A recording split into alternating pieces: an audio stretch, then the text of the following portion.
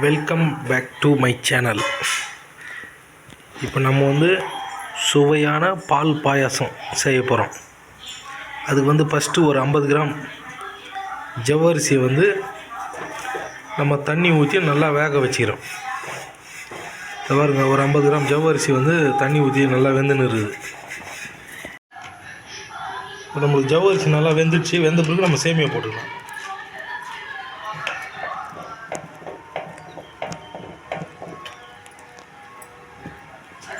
நம்ம தேவைக்கு ஏற்ற மாதிரி சர்க்கரை, தேவையான அளவு சர்க்கரை போட்டுக்கலாம்.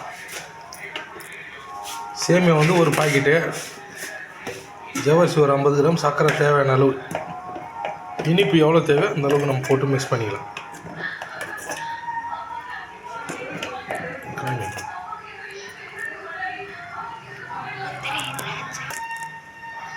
இதில் நம்ம முந்திரி, திராட்சை, ஏலக்காய் இது மூணுத்தையும் நம்ம நெய்யில் வறுத்து நம்ம மிக்ஸ் பண்ணிக்கணும்.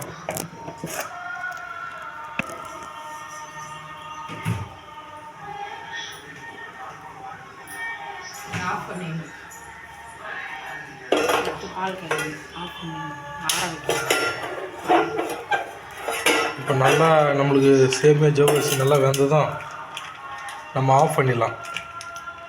ஆஃப் பண்ணி நம்ம கொஞ்சம் ஆற வச்சுக்கலாம்.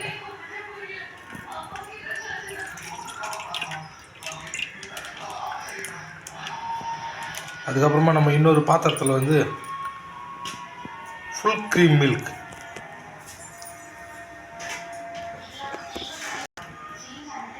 ஃபுல் க்ரீம் மில்க்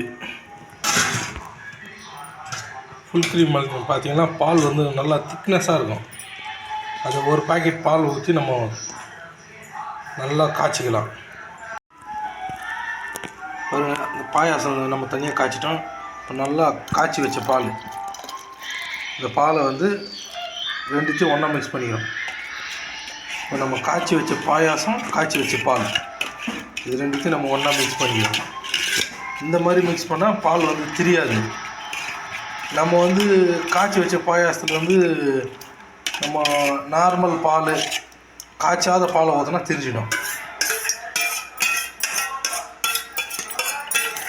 ரெண்டுமே சூடாக இருந்தால் மிக்ஸ் பண்ணால் தெரியாது.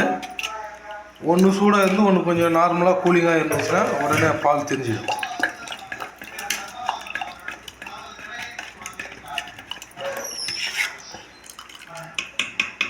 இந்த அளவு நம்ம மிக்ஸ் பண்ணால் நம்மளுக்கு சுவையான பால் பாயாசம் ரெடி.